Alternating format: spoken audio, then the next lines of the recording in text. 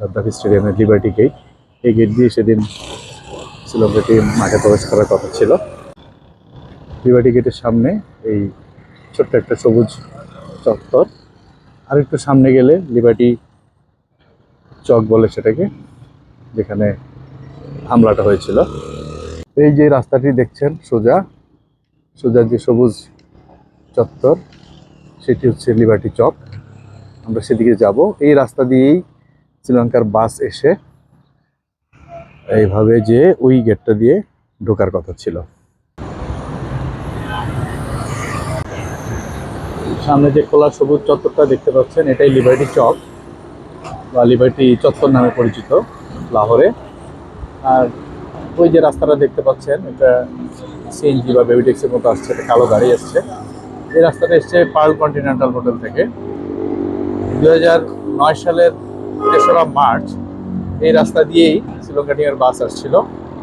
এই পথে ঘুরে তারা এই লিবার্টি চক ঘুরে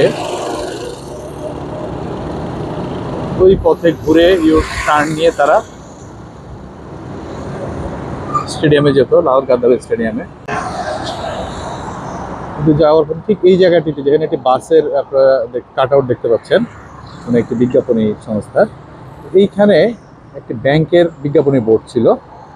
এই ব্যাংকের বিজ্ঞাপনী বোর্ডের আড়াল থেকে বের হয়ে প্রথম গুলিটি করেন একজন বন্দুকধারী। আমি স্থানীয় লোকজনের সঙ্গে কথা বলেছি আজকে এখানে, দোকানদারদের সঙ্গে, দোকান মালিকদের সঙ্গে, তারা আমাকে যে তথ্য দিয়েছেন। এখান থেকে প্রথম গুলিটি হয়। লোড করতে দেখেন এই যে মার্কেট দেখতে পাচ্ছেন, এটা লিবার্টি প্লাজা। এই যে দোকানটির পিলার দেখতে পাচ্ছেন, এখানে দাঁড়ানো এক ভদ্রলোক, তিনি স্থানীয় ব্যবসায়ী। তিনি ক্যামেরার সামনে কথা বলতে রাজি হননি, কারণ সরকারের পক্ষ থেকে এটা নিয়ে মিডিয়ায় কথা বলা নিষেধ। আমি অনেকের সঙ্গে কথা বলার চেষ্টা করেছি, কিন্তু তারা কেউই কথা বলতে রাজি হননি।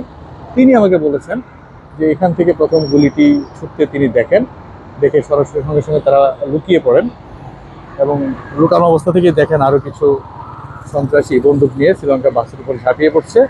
এই রাস্তাটিতেই যা হওয়ার হয়েছে। তারপর ঘটনা আপনারা জানেন, ইলন সামারাবিরা,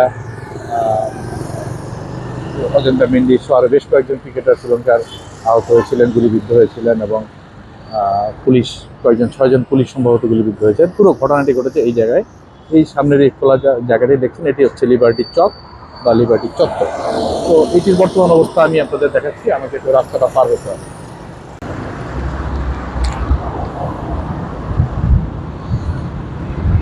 লিবার্টি চকের বর্তমান অবস্থা এইখানে, এই যেটুকু শুনেছি আমি কথাবার্তা বলে, এটার আশেপাশেই সন্ত্রাসীরা সেদিন লুকিয়েছিল।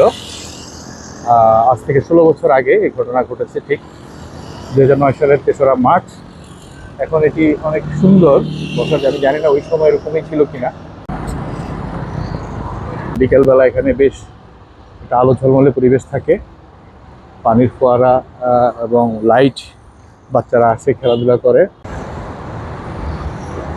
এই জায়গাটিতে এই রাস্তা দিয়ে যাওয়ার সময় বাসের উপর হামলাটি হয় শ্রীলঙ্কার, এবং এরপরে ঘটনা আপনারা জানেন। 6 বছর পাকিস্তান আন্তর্জাতিক ক্রিকেট হয়নি, এবং এবার যখন চ্যাম্পিয়ন্স ট্রফিটা হচ্ছে 29 বছর পর তারা আইসিসির কোনো ইভেন্ট পেল।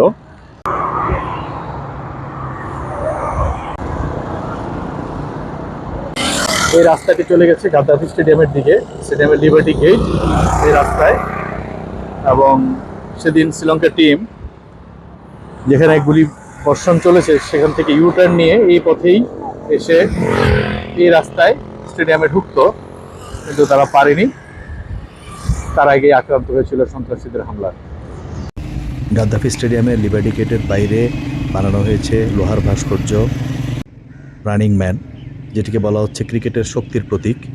চ্যাম্পিয়ন্স ট্রফি আয়োজন করে পাকিস্তান ক্রিকেট বোর্ড যেন পাকিস্তান ক্রিকেটের সেই শক্তিটাকেই দেখাতে চাইল।